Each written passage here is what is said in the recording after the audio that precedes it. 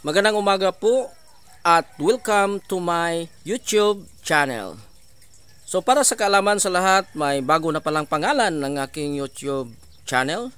Ito po ay Boyet the Science Explorer. Kasi nga po ang lagi kong ginagawa sa aking mga videos ay nag-i-explore ng mga science concepts at nag-i-experiment na rin. So ngayon, dati kasi marami akong mga sinubukang experiment about aquaponics at ngayon ay tatapusin ko na. So ito yung pang last at gagawa na ako ng mass production sa aking mga tanim. So hindi na ako titigil muna ako sa pag-experiment dahil yung mga tanim na nasubukan ko ay akin ng pararamihin muna natin.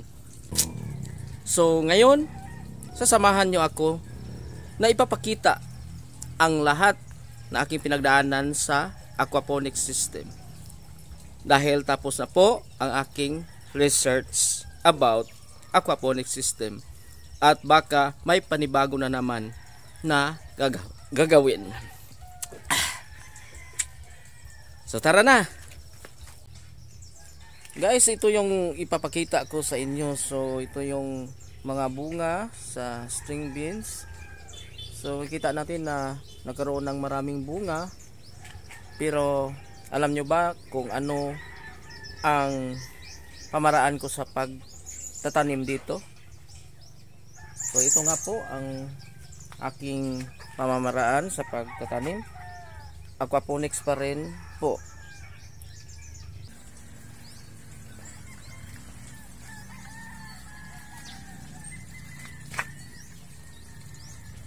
Ito yung ating string beans.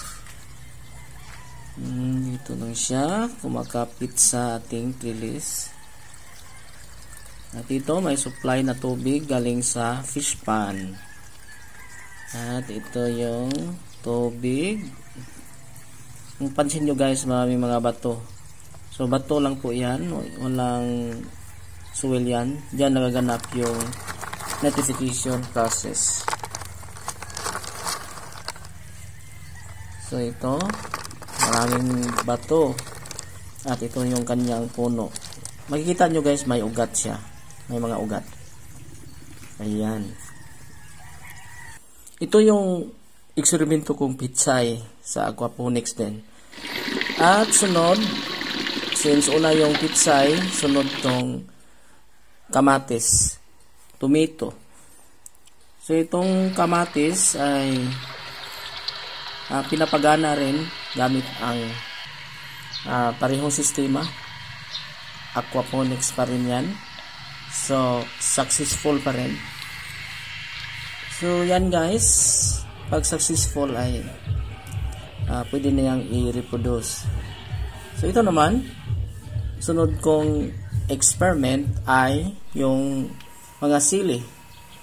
Pati yung tinatawag nilang, ang tawag doon, bell pepper. So ayan, marami tayong bell pepper. Kasi pinalitan na rin natin yung ating tomato.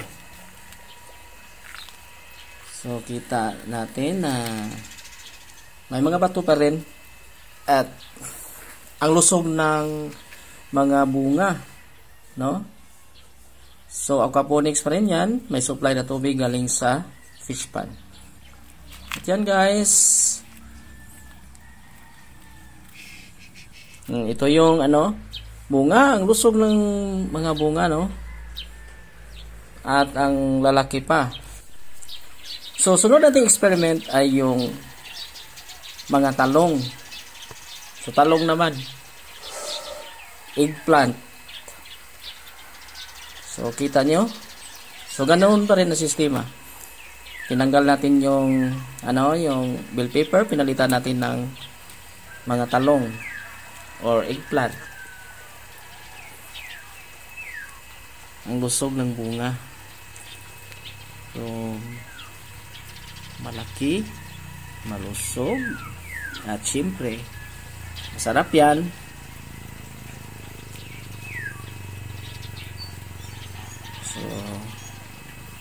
Yun. Marami tayo. So ito yung isang puno ng ating eggplant. At kita nyo, hindi naman nilagyan natin ng buhangin. Buhangin naman yung nilagay. Pero sa ilalim merong mga mga bato pa rin. So diyan nagaganap ang nidification process. So symbiotic relationship between plant, bacteria, at may isa pa tayong product, ang mga isda. Yan guys, ang laki ng mga talong, no? So successful tayo dito. Sabi ko, if you want to rate it from 1 to 10, 10 yan. Tingnan nyo. At sunod guys, ang aking eksperimento ay ito yung aking clarifier. Grow bed, mga grow bed ko, at ang itinanim ay pinalitan ko naman yung mga sili, pinalitan ko ng sibuyas. Yan, sibuyas ang ipinalit ko guys. Yan, ang dami niya, no? Malalaki. So meron din akong luya. Sunod sa sibuyas ay meron tayong luya, hindi Bisaya. Ano ba yun sa Tagalog? Luya ba yun? Ito yung ating na-harvest. At successful din. Successful, no? So masasabi natin na pwede rin ang luya sa aquaponic system. Yan. So sunod ay sinubukan natin ang okra. Okra naman tayo guys. So ganun pa rin, no? May mga tubig siya galing sa fish pond. At kita nyo naman, kahit hindi masyadong mataba ang mga okra, fresh na fresh. Klaro, masustansya yan. Tingnan nyo. Ang ganda. Ganda ng mga bunga. So, yan ang ating mga okra sa aquaponics. Successful.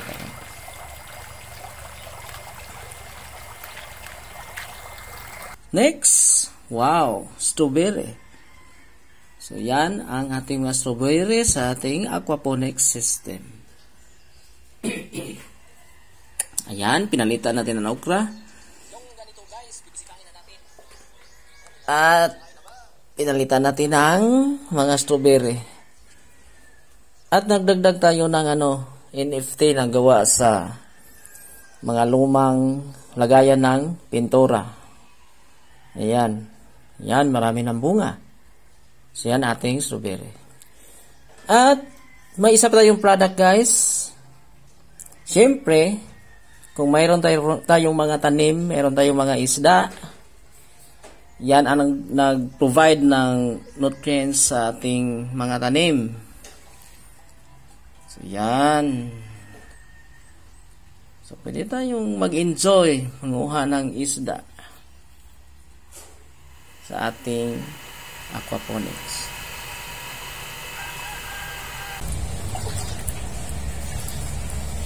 Pwede rin natin ibenta itong mga isda. Pag maraming isda makuha, pang ulam ka na, makabinta ka pa. Yan. Yan.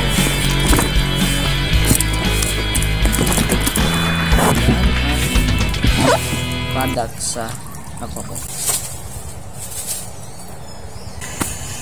3 kilo yata.